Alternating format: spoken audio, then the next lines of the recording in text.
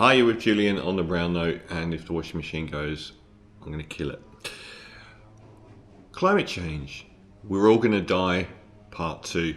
A couple of months ago, I did a piece called We're All Going to Die, and the main premise being that the impact of climate change is already happening, and it's happening far worse than the most extreme modelling that the climate scientists were widely using, due to the impact of right-wing news media squeezing them for decades to give off the weakest readings they could. So we're always there was this extra weight on the science. And apparently in private, most climate scientists already agreed that what was coming was going to be much worse. And we're seeing it already. We are already seeing the extreme impacts of climate change that we were told would happen 10 years from now happening now. So on that happy subject, let's have a look and see if anything has happened in the last couple of months since I made that piece. Has climate change ended? Maybe we were all wrong. Let's start in China. Extreme China heat wave could lead to global chaos and food shortages. China is experiencing a never-before event, and the impact will reach far across the globe, causing potential chaos and food shortages. Cars, batteries, solar panels, food, global shortages and soaring prices are almost certain. Now, bear in mind we already have much of those things in place before this happens. As China's seemingly never-ending heatwave sears on, I believe that it has finished. The most extreme heat event ever recorded in world history. For more than 70 days, this is probably the first week of September, for more than 70 days, the intense heat has blasted China's population, factories and fields. Lakes and rivers have dried up, crops have been killed, factories have been closed. More than 900 million people across 17 Chinese provinces are subject to record-breaking conditions. That is, 1/10 of the world's population? From Sichuan in the southwest to Shanghai in the east, temperatures have been topping 40 centigrade. In the Sichuan city of Dazhou, an air raid shelter has been converted into a heat refuge. In Chongqing, subway stations are opening to offer subterranean recovery stops. But the extreme heat and dry weather are having far-reaching effects. Energy, water and food supplies are being hit across the country, rivers are drying up, dams are emptying, and also electric production, hydroelectric plants are shutting down. That means factories are being closed. So they've got all these rivers with hydroelectric dams drying up that run all the factories that produce all of the world's goods. That means factories are being closed to divert electricity towards residential use. In the fields, crops and animals are wilting, as are their human tenders. Hundreds of thousands of acres have already been seared, with serious worldwide repercussions expected on food supply and prices, especially vegetables and grain. The overnight minimum bottomed out at 35 centigrade in Chongqing. That's the overnight minimum. These are the highest temperatures China's ever recorded outside the occupied desert province of Xinjiang. There's nothing in world climatic history which is even minimally comparable to what's happening in China. Well, let's have a look, because I can assure you there is. So China's doing well. What about somewhere else? Let's have a look at Pakistan. Since June 14, 2022, floods in Pakistan have killed 1,700 people. The floods were caused by heavier than usual monsoon rains and melting glaciers, always a winner. It's the world's deadliest flood since 2017 and described as the worst in the country's history. The Minister for Climate Change of Pakistan, Sherry Rehman, said that the provinces of Sindh and Balochistan had received more rainfall than the August average by 784% and 500% respectively. Higher than average monsoon rains were also recorded in India and Bangladesh. The Indian Ocean is one of the fastest warming oceans in the world by an average of 1 centigrade above pre-industrial temperatures Oceans in general are around 0.7. The rise in sea surface temperature is believed to increase monsoon rainfall. In addition, all southern Pakistan experienced back-to-back heat waves in May and June, which were record-setting and themselves made more likely by climate change.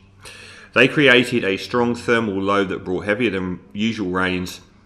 Pakistan contributes less than 1% of greenhouse gas emissions, but is one of the places most vulnerable to climate change. 1,700 people died. 550,000 people are living in temporary camps. Losses are at 40 billion. Sherry Rahman, the Minister for Climate Change, claimed 1/3 of the country was underwater at the end of August, and there was no dry land to pump the water out. Heavy monsoonal rain and floods have affected 33 million people in Pakistan since mid-June, destroying 800,000 houses and damaging 1.2 million other houses. If you're a fan of Tom Cruise's long-running Mission Impossible franchise, the last of those entries featured a terrorist who wanted to detonate a nuclear bomb in the mountains in Pakistan to cause the glacier to melt, which would in turn destroy a large chunk of the world's drinking water and cause unbelievable flooding over another large chunk of the world and cause enormous, because they're irradiating the water. But these are the glaciers that are actually melting. They're not melting because terrorists set off a nuclear bomb. They're melting because of climate change. Just recently, topical I am, Hurricane Ian, the least charismatically named hurricane, has just hit Florida, something like 20 km an hour below a Category 5. I remember being very disappointed to find out that I'm Julian, and the hurricane called Julian last year only raised up to a Category 1 before dissipating into a weak cloud. So Hurricane Ian, Reading College recently published a study looking at all hurricanes during the 2020 season and concluded climate change was adding up to 10% more rain than to today's hurricanes. On Thursday, they used the same models to compare Ian's rainfall and concluded it was at least 10% higher than it would have been without climate change. This is one of the clearest indicators of how climate change is impacting storms. I mean, it's not like any scientist said 20 or 30 years ago consistently that it would lead to bigger and more severe storms. It may not seem like a lot, but 2 inches on top of the rain, already large amount of rainfall, makes an enormous impact. Over 1 acre, that's another 54,000 gallons of water. Get metric, guys. Across the region, stream gauges soared, in some cases to record highs. Ian's heavy rainfall also exacerbated the effects of a few feet of storm surge on Florida's east coast. Well, this is all well and good, but actually one of the biggest impacts on of climate change on America is this border crisis you're hearing about. Got nothing to do with Biden. It's got nothing to do with Trump not building a wall. It has to do with climate change. There are tens of millions of Mexicans that work in America and live in Mexico or in some formal state in between. California and Texas were Mexico up until 150 years ago ish. Those are itinerant workers that America needs to do everything from picking crops, animal slaughter, cleaning abattoirs, waiters in restaurants. That's the engine room of that part of the country. The number of actual illegal immigrants trying to move to America to live and not solely doing so on I work on this farm every year are coming from Central America because of climate change. In Guatemala, here in a small Mayan indigenous village of Zucup, men and boys packed tightly and stand in the back of pickup trucks in the early morning, heading to the fields to check on their crops after a night of harsh rain. It's early June and any strong storm has the potential to derail months of tending to crops, mostly maize.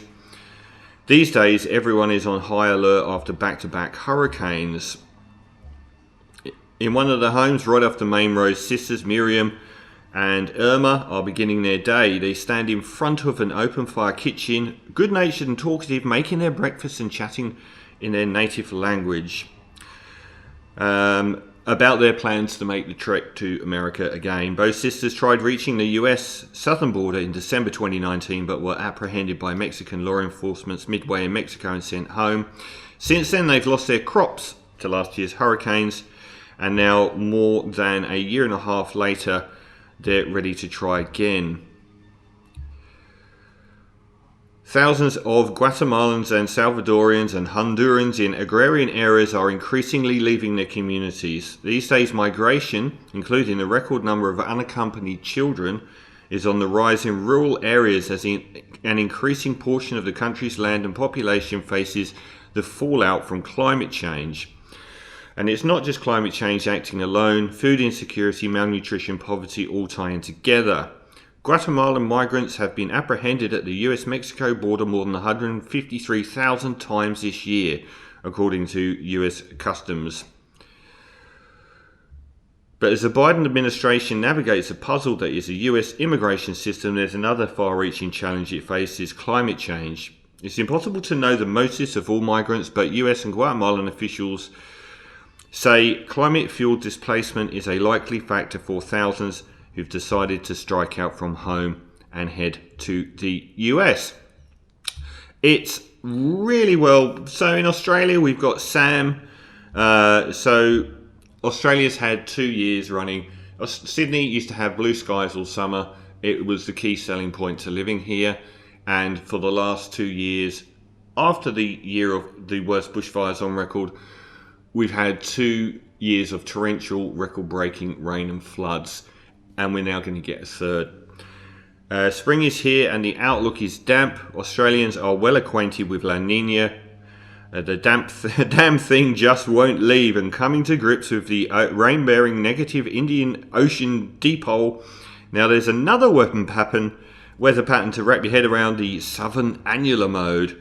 The Bureau predicts warmer than average surface temperatures paired with negative Indian Ocean dipole and a likely La Nina event will lead to a wetter than average spring. It says the SAM index is likely to be positive for the coming 3 months. After that, La Nina kicks in, and we are on the cusp of our all-time yearly record for rainfall. In Sydney, we went past our average rainfall for the year in April. And I think we've only got one record left to beat, and we'll probably do that with 3 months of the year to spare. And if we're getting all this rain, it's not actually working very well on the other side of the pond for Mexico. Water's become a sacred commodity in northern Mexico. Reservoirs have been hitting the bottom of their basins. Taps have been running dry for millions of people in the city of Monterrey, where a water shortage was called a matter of national security. The cartels are actually now involved in the water trading business. People have sabotaged pipes. Truck drivers delivering water have been kidnapped. Ranchers in rural areas have lost their livestock or sold their herds prematurely because they can't feed them. People are making lines to obtain a few litres of water. I wonder how it is possible that they reach this level.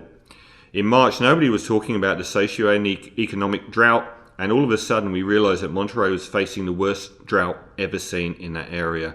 For more than a year, northern Mexico has experienced abnormally dry to exceptionally drought conditions, but water shortages have become increasingly dire in recent months. So as I said at the top, we're all going to die. And one of the biggest impacts of climate change is climate change. There are many elements of climate change that exacerbate climate change. You've probably heard about things like methane gas trapped in places like Siberia, and the permafrost melting and releasing all of that, making it even worse. But before you go to bed, think about this. The cold regions of the world, which are historically to the poles, or at least to the north hemisphere and the south hemisphere, have trillions and trillions of tons of frozen water currently being melted. All of this water will add trillions of tons of weight to fault lines around the world, which are often, like the Ring of Fire, more towards the center. Imagine on fault lines that are already unstable, trillions of tons of weight, making earthquakes and volcanoes even more likely. Have a good night.